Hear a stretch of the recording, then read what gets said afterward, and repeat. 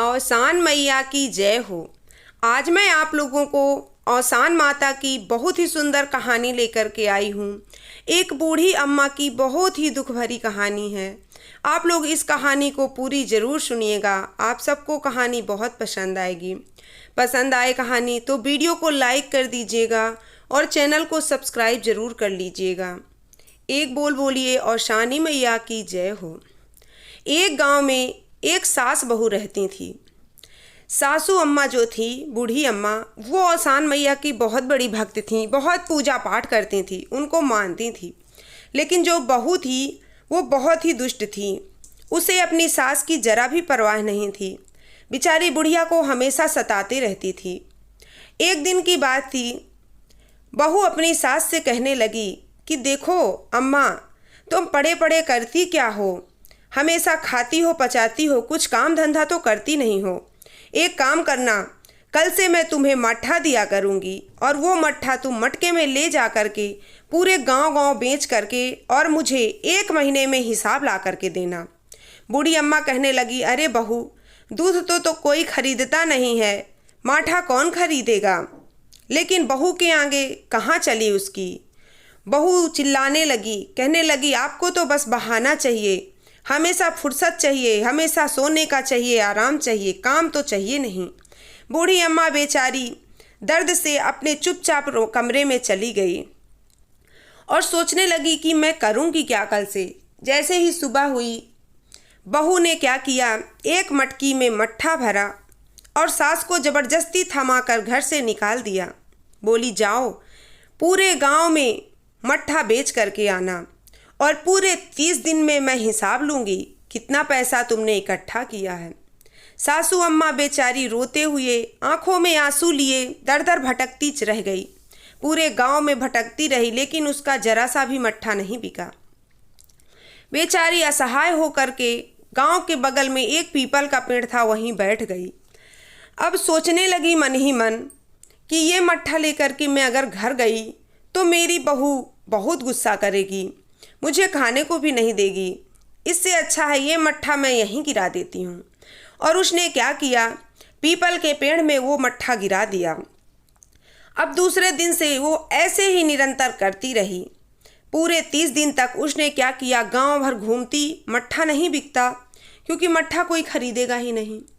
गांव में तो कोई भी नहीं खरीदता। तो वो मट्ठा ले जा कर के पीपल में चढ़ा देती, वासुदेव में चढ़ा करके वहीं बैठी रहती। रोज का काम था उसका।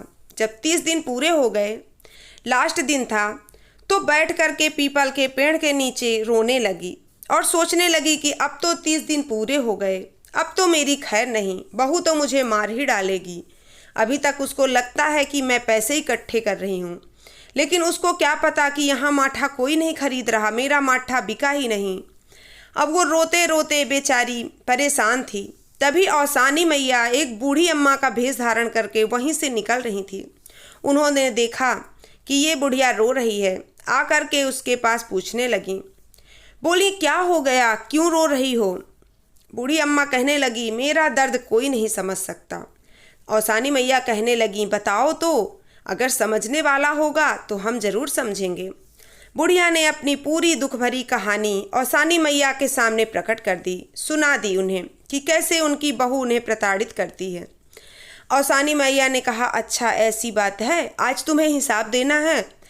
अम्मा कहने लगी, हाँ आज मुझे हिसाब देना है, आज तो मुझे लगता है रोटी भी नसीब नहीं होगी। औसानी मैया ने कहा, एक काम करो, ये जितने पीपल के पेड़ के नीचे पत्ते हैं सारे अपने आंचल में बटोर करके और जाओ अपने बहू को दे देना उसके आंचल में।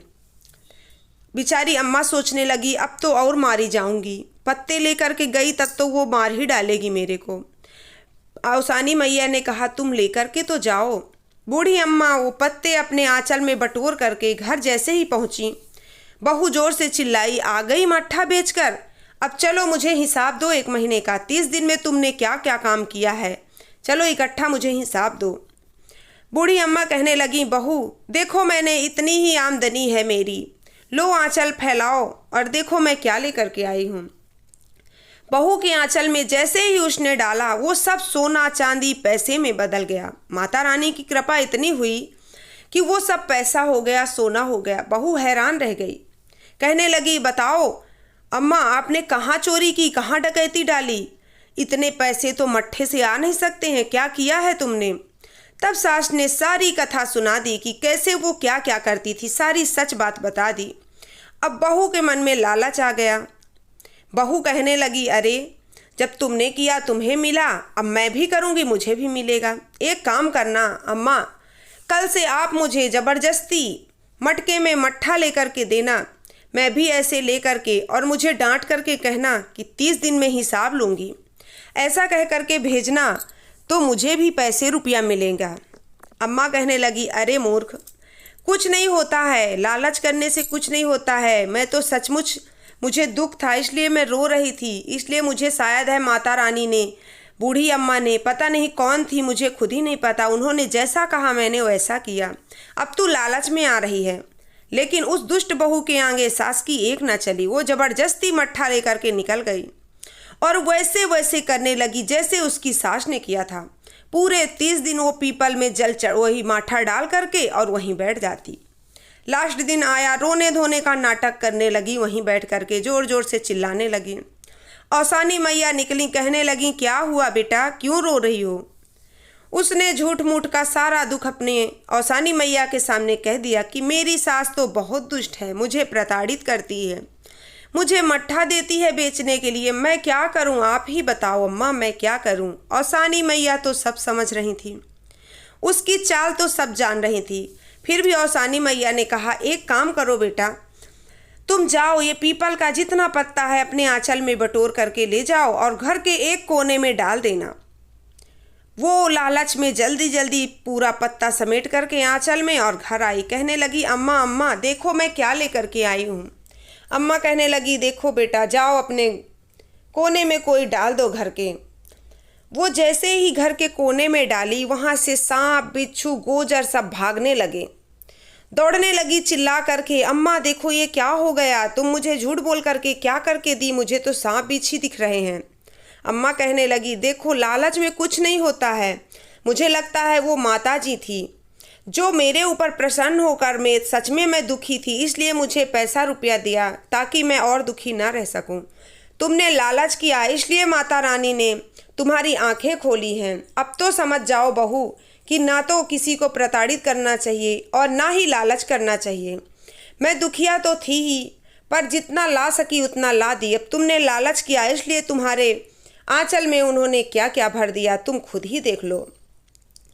अब जो बहू थी उसको समझ आ गया कि सच में जो मैं सासू माँ को परेशान करती थी उसी वजह से औसानी मैया ने मेरी सासू की मदद की, लेकिन जो मैंने लालच किया इस वजह से औसान मैया ने मेरी आंखें खोल दी।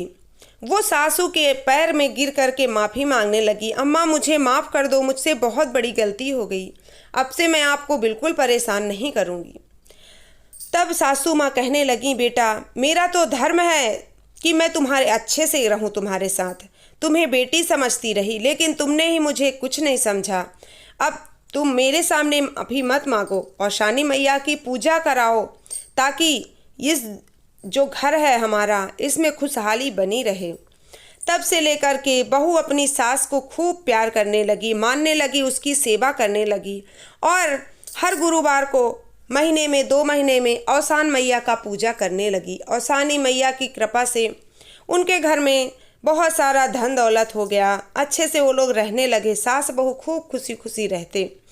हे औसानी मैया, जैसे उनके दुख दर्द दूर किए, उनके मन में प्यार लाया, वैसे ही माता रानी सबके दुखों को दूर करना। ये थी मेरी आज की कहानी। उम्मीद करती हूँ आपको ये कहानी पसंद आई होगी। पसंद आई हो तो वीडियो को लाइक और चैनल को सब्सक्राइब ज़रूर कर लीजिएगा फ्रेंड्स।